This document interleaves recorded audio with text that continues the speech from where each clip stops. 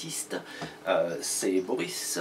Et aujourd'hui, eh bien, nous allons faire une petite vidéo, pour répondre à des questions que chaque artiste se pose, surtout au début de son apprentissage. Et aujourd'hui, eh bien, nous allons parler de la nécessité de plisser les yeux lorsque eh bien, nous entreprenons de peindre un paysage ou une nature morte ou quoi que ce soit.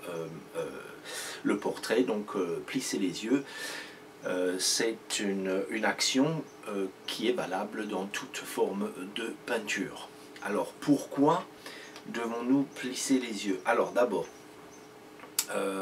donc pour ceux qui me suivent déjà depuis fort longtemps, je vais donc faire une séquence de vidéos sur des petits thèmes comme celui-ci. Donc aujourd'hui nous allons parler de l'importance de plisser les yeux et donc de garder simplement la forme pour démarrer une peinture.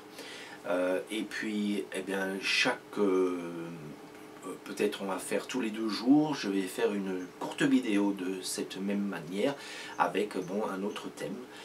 Donc le prochain thème va aborder la teinte, pas la teinte, pardon, va aborder on l'a ici, donc sur la roue chromatique on va aborder donc la valeur, et on va parler vite fait donc de l'intensité de la couleur.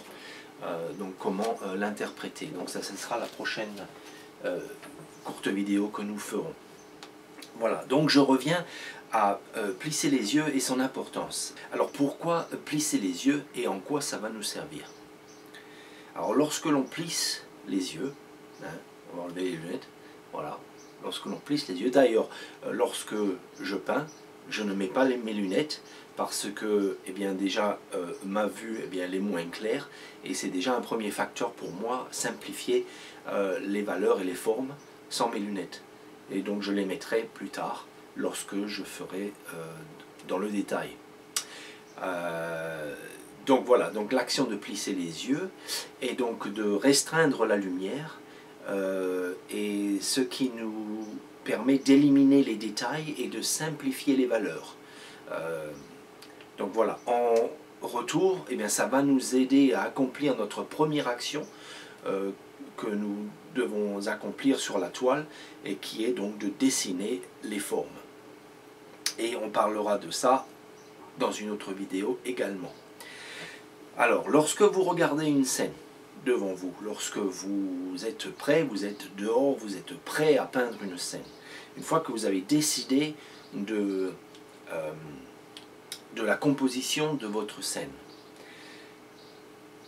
eh bien vous voyez des centaines et des centaines de valeurs. Je parle en valeurs au niveau de la peinture, au niveau de la couleur, etc. Donc, on parlera donc de la valeur la prochaine fois. J'aurais peut-être dû commencer par la valeur. Mais bon, donc on voit des centaines de valeurs. On voit des valeurs différentes dans le vert, dans le brun, dans le gris, dans le noir et dans le bleu.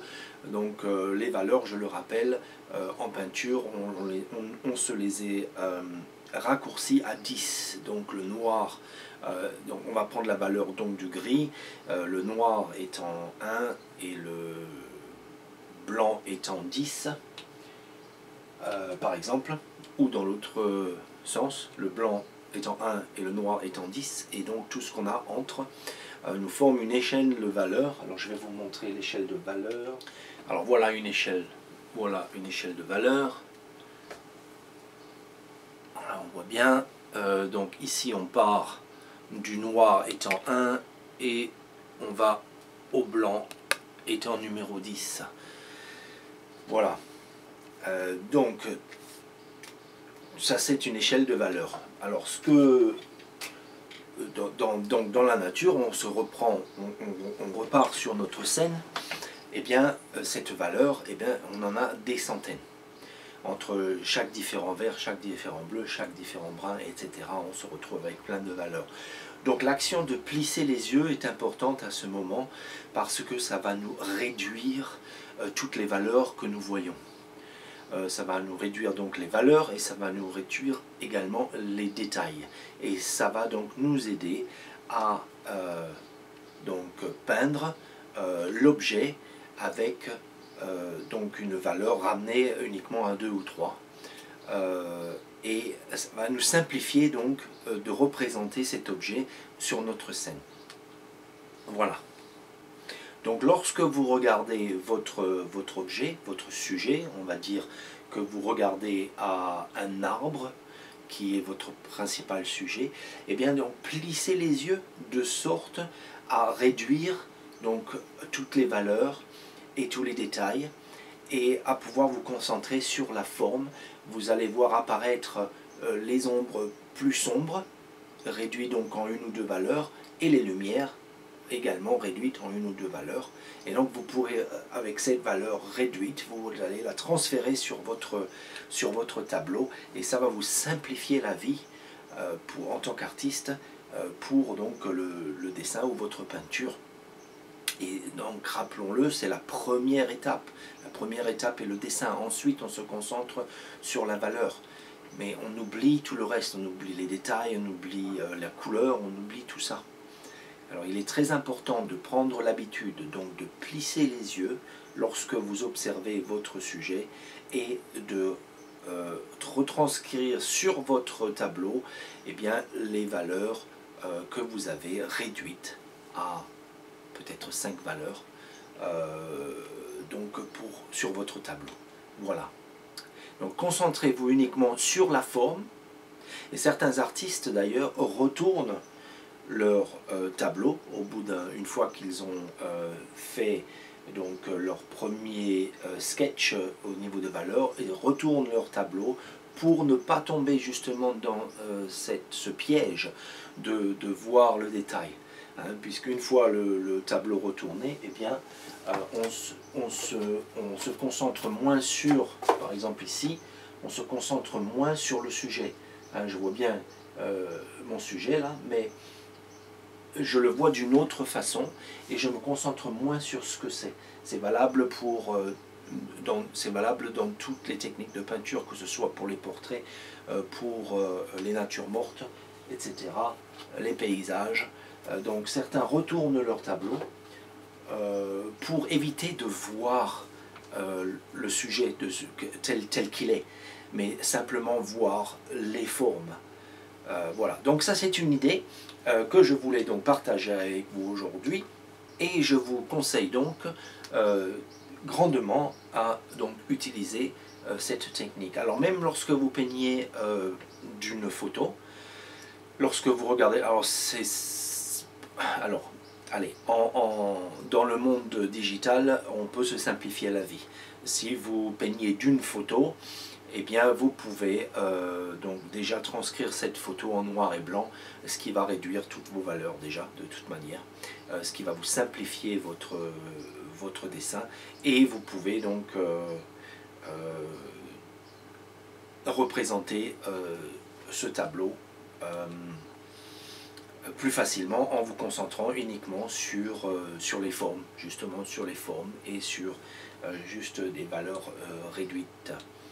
Alors c'est une façon de peindre que l'on appelle grisaille également, et on abordera ça ultérieurement. Voilà, donc dans les cours que je suis en train de préparer pour en ligne, eh bien nous parlerons de toutes ces petites, les courtes vidéos que je vais mettre dans les jours à suivre. Eh bien on parlera de tout ça en détail, avec des exemples, avec des dessins, avec des peintures. On fera des exercices appliqués, etc. Et tout ça, eh bien, ce sera sur mon site. Alors je ne sais pas encore, comme je disais, si je vais utiliser mon site web, si je vais l'utiliser une autre plateforme. Mais bon, tout ça, ce sera en ligne, je l'espère, bien le mois prochain, ou très proche donc du mois prochain. Je vais même essayer de mettre donc ma première vidéo à la fin de ce mois-ci. Voilà. Et bien, ceci étant dit, eh bien je vous remercie. J'espère que ce petit truc et astuce là que je vais faire pendant quelques temps, eh bien va vous servir, et surtout que vous allez l'utiliser. Très important.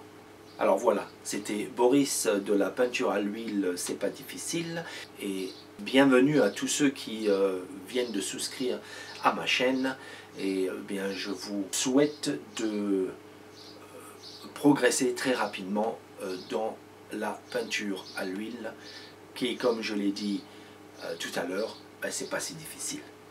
Allez, c'était Boris, au revoir à tous.